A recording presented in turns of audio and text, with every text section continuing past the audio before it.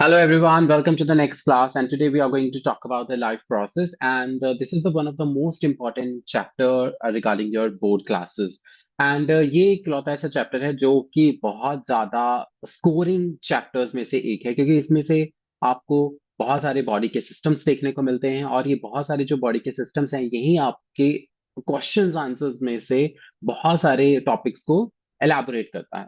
तो चलिए बात करते हैं लाइफ प्रोसेस एंड एक्चुअल में लाइफ प्रोसेस होता क्या है।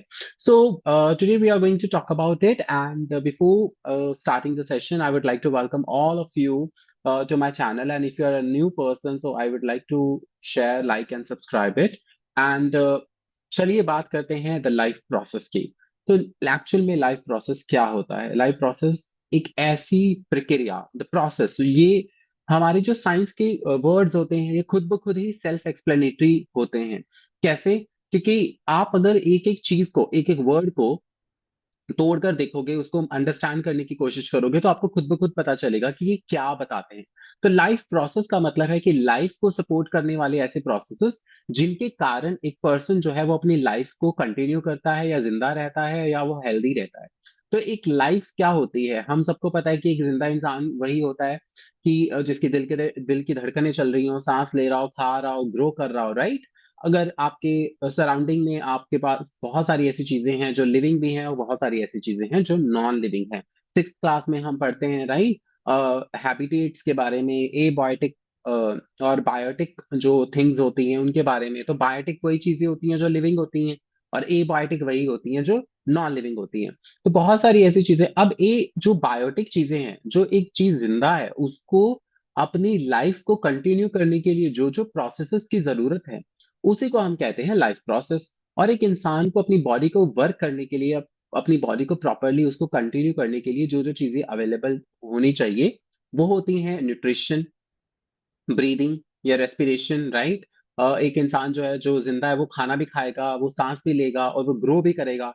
अब खाना खा रहा है तो उसकी बॉडी के अंदर वेस्ट भी एक्यूमुलेट होगा, राइट। तो वो वेस्ट जो है वो भी बाहर निकल रहा है बॉडी के थ्रू। और वो जो खाना उसने खाया, जो न्यूट्रिशन उसने लिया, वो पूरी बॉडी के सेल्स और टिश्यू को भी चाहिए, राइट। आपकी बॉडी के अंदर बहुत सारे टिश्यूज हैं, सेल्स हैं, उन सबको न्यूट्रिशन चाहिए। और वो न्यूट्रिशन किसके थ्रू जाएगी? वो न्यूट्रिशन जाएगी ब्लड के थ्रू। तो blood is also the transporting system और उसके बारे में हम बात करेंगे। तो चलिए बात करते हैं। तो सबसे पहले, the life process includes nutrition, respiration and circulation and excretion, all essential for maintaining life. That I already told you कि लाइफ प्रोसेस की डेफिनेशन ही यही है कि it's include nutrition, respiration, right, and circulation and excretion, and all essential for maintaining a life. Nutrition play a crucial role in providing energy and essential nutrients for the body to function properly. अब भैया अगर हम बात करें कि हमारा जो nutrition है वो बहुत ज्यादा इंपॉर्टेंट रोल प्ले करता है हमें एनर्जी प्रोवाइड करने में। क्योंकि एक एनर्जी जो होती है हमारी बॉडी के अंदर, ये एक लाइफ सपोर्टिंग मटेरियल है और ये हमारी बॉडी के हर एक ऑर्गन, हर एक इंडिविजुअल सेल को रिक्वायर होती है। हर एक इंडिविजुअल सेल जो है हमारी बॉडी के अंदर, उसकी अलग अलग रिक्वायरमेंट्स हैं। और जो कॉमन रिक्वायरमेंट है वो तो न्यूट्रिशन है, उसकी एनर्जी है, राइट, जो उसको चाहिए। कार्बोहाइड्रेट चाहिए उसको, फैट चाहिए, प्रोटीन चाहिए, वो तो चाहिए उसको। अब जो एनर्जी मिल रही है, कार्बोहाइड्रेट्स उसको चाहिए, वो कहाँ से मिलेंगे? खाना खाने से, राइट, फूड से। And how it's gonna be taken? So we are going to talk about it. So types of nutrition. So we have the types of nutrition। दो प्रकार के न्यूट्रिशन होते हैं, एक होता है ऑटोट्रॉफिक न्यूट्रिशन एंड दूसरा होता है हेटरोट्रॉफिक न्यूट्रिशन। तो ऑटोट्रॉफिक न्यूट्रिशन एक्चुअल में वही मैंने अभी बात जो आपको थोड़ी देर पहले बताई कि इट्स अ सेल्फ एक्सप्लेनेटरी। तो साइंस के सारे वर्ड जो होते हैं वो सेल्फ एक्सप्लेनेटरी होते हैं। अगर आप थोड़ा सा इसको ध्यान से कोशिश करोगे समझने की तो आपको ऑटोमेटिकली समझ में आ जाएगा। तो जहां पे आपको देखने को मिलेगा ऑटोट्रॉफिक, ऑटो मीन्स खुद ब खुद, self, right, and trophic means to obtain the nutrition. तो जो सेल्फ ऑब्टेन्ड न्यूट्रिशन होती है उसको हम बोलते हैं ऑटोट्रॉफिक न्यूट्रिशन। जैसे कि प्लांट्स, प्लांट्स क्या करते हैं? अपना खाना खुद बनाते हैं, राइट। प्लांट्स कहीं बाहर नहीं जाते खाना बनाने के लिए। और प्लांट्स के पास कोई ऐसा प्रॉपर घर नहीं है, ना किचन है जहाँ पे वो बैठ के अलग अलग डिशेस बनाए, या उनके पास कोई रेस्टोरेंट नहीं है जहाँ पे जाके वो अपना खाना खा सके। So they have to make their own food with the help of the process which is known as the photosynthesis. तो what is the photosynthesis? Photo means होता है light and synthesis means किसी बनाना। तो फोटोसिंथेसिस मतलब light की मदद से जो फूड बनता है, एक्चुअल में द फोटोसिंथेसिस, लाइट जो है वो फूड बनाने की हेल्प करता है, that is known as photosynthesis. It's provide and produce their own food with the help of light. So heterotrophic nutrition जो होती है, it involves the relay on consuming the consuming other organisms for the nutrition। अब जो बहुत सारे heterotrophic nutrition होते हैं, वो क्या होता है कि उसमें क्या होता है कि जो organisms होते हैं वो दूसरे जानवर के ऊपर या plants के ऊपर, animals के ऊपर डिपेंड होते हैं, so they are depending upon the other organism for their food and nutrition। For example, heterotrophic nutrition involves the organism, for example जैसे कि हम जैसे हम प्लांट्स भी खाते हैं, राइट, और हम दूसरे ऑर्गेनिजम्स को भी खाते हैं।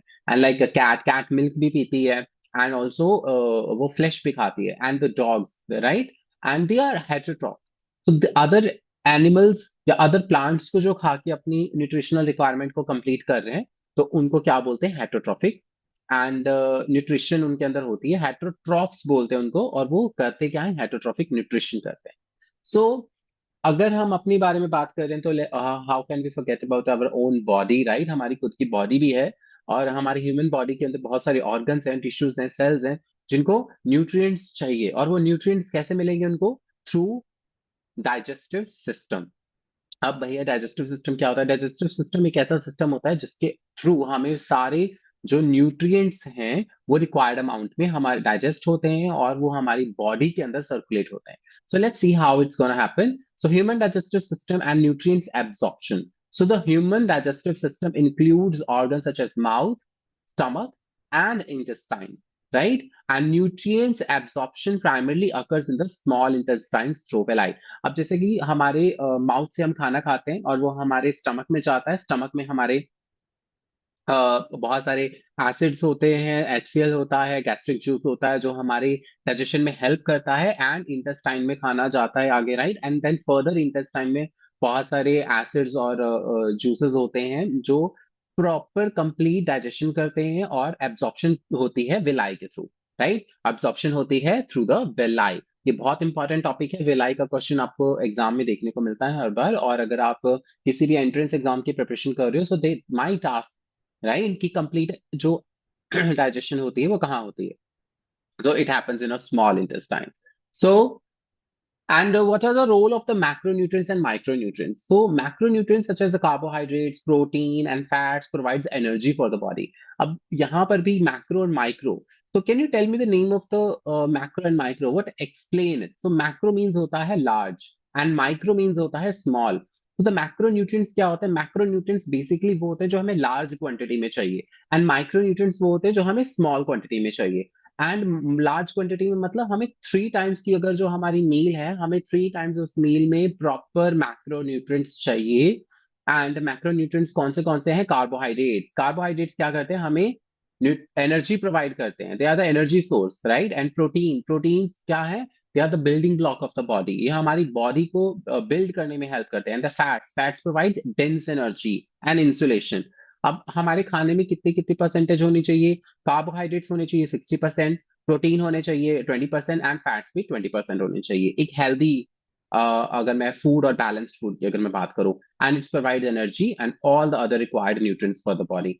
माइक्रो न्यूट्रिएंट्स की बात करें तो माइक्रो न्यूट्रिएंट्स में आ जाते हैं vitamin and minerals. Vitamin and minerals जो है वो एनर्जी तो नहीं प्रोवाइड करते, बट ये बहुत ज्यादा इंपॉर्टेंट होते हैं, क्योंकि अगर इनकी डेफिशिएंसी हो जाए तो आपकी बॉडी के अंदर कुछ ऐसे डिजीज या कॉन्स एंड प्रोन्स आपको देखने को मिलते हैं। जैसे कि बहुत सारे वाइटामिन होते हैं, A, B, C, D, E और के और पी भी होता है। तो अगर आप प्रॉपर खाना नहीं खाते, अगर आप सारा दिन जंक फूड खा रहे हो, या आप पर्टिकुलरली एक प्रकार का ही खाना खा रहे हो रोज रोज डेली वही, तो आपको वो वाले फूड के अंदर जो न्यूट्रिशन है वो तो मिल जाएगी, बट आपको बाकी अदर न्यूट्रिएंट्स भी तो चाहिए। और आपको आपकी बॉडी के अंदर सब प्रकार के मिक्स वाइटामिन एंड मिनरल्स आपको चाहिए होते हैं प्रॉपर और डेडिकेट अमाउंट में, क्योंकि हमारी बॉडी जो है वो बहुत एडवांस है। हमारी बॉडी को जो चीज रिक्वायर्ड होती है वो एब्जॉर्ब कर लेती है, जो चीज नहीं चाहिए होती है वो उसको बाहर निकाल देती है through urine, through faecal matter.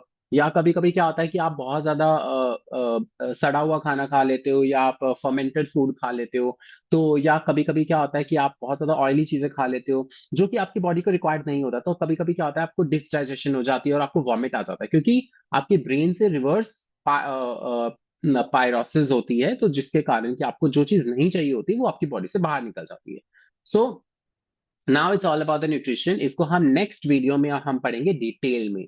तो these are the basic concept जो मैं आपको पढ़ा रहा हूँ। ये एक जर्नल डिस्कशन है। हर एक टॉपिक की, हर एक सिस्टम की, जैसे न्यूट्रिशन की अलग वीडियो बनाऊंगा मैं, तो आप वहां जाके देख सकते हो। और जो सेलुलर रेस्पिरेशन है उसका अलग टॉपिक होगा, एंड एक्सक्रीटरी सिस्टम का अलग, और सर्कुलेटरी सिस्टम का अलग। तो ये एक बेसिक राउंड वार्म अप है कि इसमें आपको पता चलेगा कि आपको क्या क्या पढ़ने को मिलेगा। So the cellular respiration में क्या होता है? So here is a word cellular. So what is the meaning of cellular? So cellular means हम respiration की तो बात कर रहे हैं, but it's a cell level. So cellular respiration क्या होता है?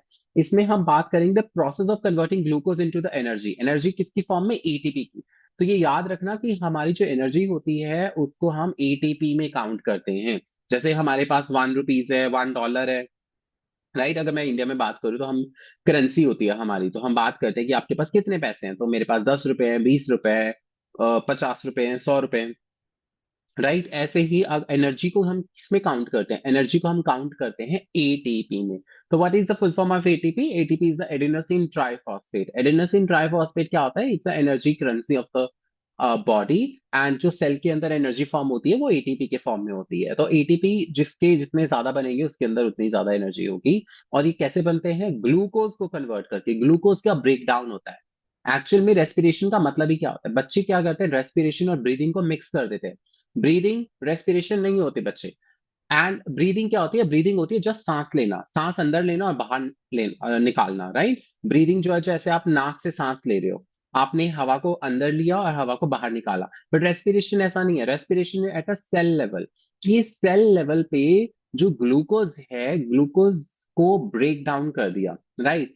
फॉर एग्जाम्पल, मेरे पास एक कोई भी एक पत्थर है, अगर मेरे पास एक हैमर है, तो मैं उस हैमर की मदद से उस पत्थर को तोड़ रहा हूँ, ब्रेक डाउन कर रहा हूँ। ठीक है। उस पत्थर को तोड़ने के बाद वो उसके छोटे छोटे टुकड़े हो जाएंगे।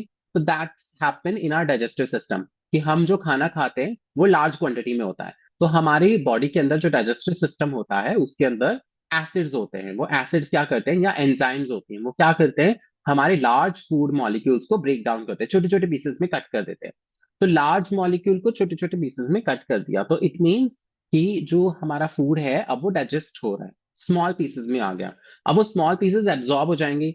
अब वो ग्लूकोज एब्जॉर्ब हुआ, ग्लूकोज कहाँ जाएगा? हमारे सेल के अंदर। देखो, खाना आपने खाया स्टमक में, स्टमक से खाना आपको मिला, राइट, और न्यूट्रिशन मिला, कार्बोहाइड्रेट्स मिला, ग्लूकोज मिला, ग्लूकोज जाएगा ब्लड में, ब्लड से आपके सेल में।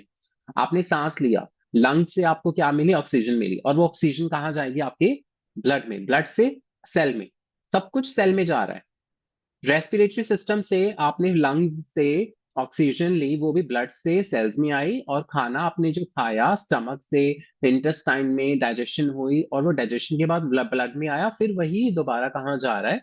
सेल्स के अंदर। तो सब कुछ कहाँ इकट्ठा हो रहा है? सेल्स के अंदर। वाई? क्योंकि वहीं पर तो सेलुलर रेस्पिरेशन होती है। और सेलुलर रेस्पिरेशन जहां पे होती है वहां पे ग्लूकोज का ब्रेकडाउन होता है in the presence of oxygen. और ऑक्सीजन की मदद से जो ब्रेकडाउन होता है ग्लूकोज का, ग्लूकोज टूट जाता है। ऑक्सीजन क्या करता है? ग्लूकोज को तोड़ देता है फर्दर, और उसमें से निकलते हैं एटीपी, और एटीपी हमारी एनर्जी होती है। और वेस्ट प्रोडक्ट क्या निकलते हैं? कार्बन डाइऑक्साइड एंड वाटर, और वो बाहर निकल जाते हैं। तो it's aerobic and anaerobic respiration होता है। दो प्रकार की रेस्पिरेशन होती है बच्चे। एक होती है एरोबिक, जिसमें ऑक्सीजन की मदद से ग्लूकोज टूटता है, ऑक्सीजन इन्वॉल्व होता है, एरोबिक। ठीक है। एनारोबिक, एनारोबिक में ऑक्सीजन नहीं होता, और इसमें एनर्जी भी लेस निकलती है। Importance of respiration in energy production. So respiration is a crucial for generating ATP. It's a primary energy currency of cell. अब भैया सेल्स को एनर्जी तो चाहिए, वो कहाँ से मिलेगी? वो रेस्पिरेशन से मिलेगी, एटीपी से मिलेगी। और हर एक जो सेल है वो ग्लूकोज को पकड़ता है, उसको ब्रेक डाउन करता है in the presence of oxygen, and ATP बना के खुद यूटिलाइज कर लेता है। It's enable to perform various function and activities. आपकी अगर पलकें भी झपक रही हैं, if you are blinking your eyes, so still you need energy. So आप सो रहे हो, still your brain is processing, your digestion is processing, your all the excretory system performing in your body to eliminate the waste product, and your heart is beating, your breathing is going on. चाहे आप सो रहे हो, still all the processes are going on. If you are sleeping still, right? So how it's going on? With the help of the energy, and you're performing so many things. अगर आपकी पलकें भी झपक रही हैं उसके लिए भी आपको एनर्जी की रिक्वायरमेंट होती है। ठीक है। तो एनर्जी इज वेरी इंपॉर्टेंट। तो अगर कोई इंसान बीमार हो जाता है तो हम उसको हाई एनर्जी सोर्स के जो खाना देते हैं और लेस डाइजेस्टिव, ताकि इजी टू डाइजेस्ट हो और हाई एनर्जी मिले। क्योंकि जो लोग फीवर या जिनको फीवर हो जाता है उनके अंदर एनर्जी बहुत ज्यादा कम हो जाती है। तो आपने देखा होगा कि जिन लोगों को फीवर हो जाता है उनको बैठने उठने में चलने में भी दिक्कत होती है, क्योंकि एकदम से उनकी बॉडी जो है वो ज्यादा एनर्जी को यूटिलाइज कर लेती है और बॉडी के अंदर एनर्जी की कमी होनी शुरू हो जाती है। So structure and function of hearts and vessels. So in this, just a minute. Okay. So now the next topic is the circulatory system. तो सर्कुलेटरी सिस्टम में हम पढ़ेंगे structure of function and heart and blood vessels के बारे में। Heart क्या करता है? पंप करता है हमारे ब्लड को। एंड ब्लड किस में होता है? ब्लड वेसल्स में। और ब्लड वेसल्स में हमारे सारे ऑक्सीजन न्यूट्रिएंट सब इधर उधर भाग रहे हैं। ब्लड वेसल्स कुछ नहीं है, ये ब्लड वेसल्स हमारी बॉडी के अंदर एक प्रकार के रोड्स हैं, हाईवेज हैं, जिसके ऊपर सारा डिलीवरी का सामान इधर से उधर आ रहा है। ठीक है। एंड ब्लड वेसल्स के अंदर क्या कुछ है? आर्टरीज हैं, वेन्स है, कैपिलरीज हैं, जो सर्कुलेशन में हेल्प करता है। सो इसीलिए हमारे ब्लड को हम बोलते हैं transporting tissue. Why it's blood known as transporting tissue? क्योंकि इसके अंदर सारी चीजें ट्रांसपोर्ट होती हैं एक जगह से दूसरी जगह पे। Transport of oxygen, nutrients and waste, हमारे ब्लड के अंदर सारी चीजें प्रेजेंट होती हैं, एवरीथिंग। तो आपकी 90% अगर आपकी बॉडी के अंदर कोई प्रॉब्लम है तो आप ब्लड टेस्ट कराओगे तो आपको पता चल जाएगा। वाई? क्योंकि ब्लड के अंदर सब कुछ ही प्रेजेंट है। So all kind of the viable things are present in your blood. So blood is a transporting system. आप उसके अंदर ऑक्सीजन भी है, न्यूट्रिएंट्स भी है, वेस्ट भी है, सब कुछ है। तो जैसे डॉक्टर, जब आप डॉक्टर के पास जाते हैं, डॉक्टर बोलते हैं कि आप ब्लड टेस्ट कराओ, राइट? सो उनको आइडिया हो जाता है कि इसकी बॉडी के अंदर क्या चल रहा है। तो जब तक डॉक्टर को आइडिया नहीं होगा कि आपकी बॉडी के अंदर क्या क्या हो रहा है, क्या क्या चीजें चल रही हैं आपकी बॉडी के अंदर इंटरनली, तो how is your body reacting to a particular thing, तो वो आपको किस प्रकार की मेडिसिन देंगे वो ब्लड टेस्ट के बाद ही पता चलता है। So that's why the blood test is important. So इससे आपको बहुत सारी चीजें पता चलती हैं। तो आपकी बॉडी के अंदर आपका जो ब्लड है, it's act as a transport material और a transport system, right? So transport of oxygen, nutrients and waste, how it's gonna happen? Through the blood carries oxygen from the lungs to tissue. ठीक है। अब जो हमारा oxygen है, हमने सांस लिया, हम सांस किसकी मदद से लेते हैं? हम सांस लेते हैं अपने लंग्स की मदद से। तो लंग्स से जो है हमारा ऑक्सीजन जाएगा टिश्यूज में। एंड देन न्यूट्रिएंट्स कहाँ से आएंगे? न्यूट्रिएंट्स आएंगे डाइजेस्टिव सिस्टम से, right? And the waste product कहाँ जाएंगे? Excretory organs. So circulation ensures the continuous flow of essential substances throughout the body. And कौन से ऑर्गन्स जो हैं हमारे एक्सक्रीटरी ऑर्गन्स में इन्वॉल्व है? अब चलो, हमने बात कर ली, न्यूट्रिशन की बात कर ली, हमने रेस्पिरेशन की बात कर ली, सर्कुलेशन की बात कर ली, अब हम बात करेंगे एक्सक्रीशन की। तो organs involve in the excretion, so we all know the kidney, lungs, skin, they play in the vital role of the elimination of the waste in our body. तो किडनी क्या करता है? हमारे ब्लड को purify करता है। RO system पता है सबको, राइट? हमारे सबके घरों में आरओ लगे होते हैं पानी के। जो आरओ का कंसेप्ट है वो किडनी से ही इंस्पायर्ड है। हमारी किडनी क्या करती है? ब्लड को फिल्टर करती है, राइट? और हमारे लंग्स क्या करते हैं? वेस्ट को बाहर निकालते हैं। अब आप सोचोगे कि सर, लंग्स से तो हम सांस लेते हैं, इससे कैसे हमारी बॉडी के वेस्ट बाहर निकलते हैं? आप कार्बन डाइऑक्साइड बाहर निकालते हो। स्किन स्किन से आप स्वेट निकालते हो, सॉल्ट्स निकालते हैं बॉडी के, right? And they all things are over here. So kidney हमारे बॉडी के अंदर दो होती हैं, एब्डोमिन पेल्विक एब्डोमिनल कैविटी में होती हैं, posterior साइड होती हैं। Excretion helps in the maintaining homeostasis by regulating the body's internal environment. अब excretion system का क्या मतलब है और homeostasis क्या है, क्या होता है? This is very very important, very very important. homeostasis क्या होता है? homeostasis होता है कि आपको अपनी बॉडी का टेम्परेचर कंप्लीटली आपको बैलेंस्ड रखना है। हमारी बॉडी का टेम्परेचर होता है 37 डिग्री सेल्सियस। 37 डिग्री सेल्सियस हमारी बॉडी का कांस्टेंट टेम्परेचर है। हमारी बॉडी, अगर जैसे फॉर एग्जांपल अगर आप गर्मी में बाहर जा रहे हो, गर्मी में 45 तक का भी टेम्परेचर होता है, 50 तक भी चला जाता है, तो आप गर्मी में बैठे हो, आपको पसीना आना शुरू हो जाता है, राइट? वाई? बिकॉज अगर आपको पसीना आ रहा है तो इट मीन्स आपकी बॉडी जो है, वो आपकी बॉडी, आपके स्किन के ऊपर देखो सनरेज पड़ रही है, सनलाइट आ रही है, तो वो क्या होता है? आपकी बॉडी हीट अप होनी शुरू हो जाती है। तो आपकी बॉडी का टेम्परेचर डाउन करने के लिए स्वेटिंग होती है, जो कि आपके टेम्परेचर को कांस्टेंट कर देती है। फिर अगर मैं ज्यादा ठंड भरे इलाके में हूं तो क्या होता है? हमें शिवरिंग होती है। शिवरिंग होती है, राइट? हमें ठंड लगती है तो शिवरिंग होती है, तो उससे क्या होता है कि आपकी बॉडी के अंदर फ्रिक्शन पैदा होती है, जिसके कारण की हीट प्रोड्यूस होती है, तब भी आपकी बॉडी का जो टेम्परेचर है वो नॉर्मल रहता है। So that's why hemostasis is means that is like the all the body organs of the excretion system, excretory system helps you to maintain the body temperature because we are a warm blooded animal. And हमारी body के अंदर blood है जिसके अंदर बहुत सारे waste products हैं। उन सारे वेस्ट प्रोडक्ट को कौन बाहर निकालता है? किडनी। एंड किडनी क्या हेल्प करती है? फिल्ट्रेशन में। So kidney filters the blood and remove the all waste products and excess substances, right? And they also regulates fluid balance, electrolytes level and blood pressure. So the urine के colour से भी आप पहचान सकते हो कि आपकी बॉडी के अंदर क्या कुछ चल रहा है। और यूरिन का जो कलर है, वॉल्यूम है, वो भी बहुत सारी चीजें बताता है। तो आपकी बॉडी के अंदर बहुत सारी चीजें फिल्टर होती हैं, तो आपकी किडनी बहुत स्मार्ट होती है। वो एक्चुअल में पहले सब चीजों को फिल्टर करती है, फिर जो चीज जरूरत से ज्यादा होती है उसको बाहर निकाल दे देती है, और जो चीज कम हो जाती है उसको वापस रिटेक कर लेती है। right? So this is all about the all the four process of the life process। अभी आज हमने बात की तीन चीजों के बारे में। आज हमने सॉरी चार चीजों के बारे में हमने बात की। न्यूट्रिशन की, हमने बात की रेस्पिरेशन की, हमने बात की सर्कुलेशन की, हमने बात की एक्सक्रीशन की। In the next video we are going to talk about it each and everything in a detail. So thank you so much for watching me till we'll see you in the next class and to continue the nutrition को detail में पढ़ने के लिए, so see you in the next chapter of the nutrition chapter. Thank you so much.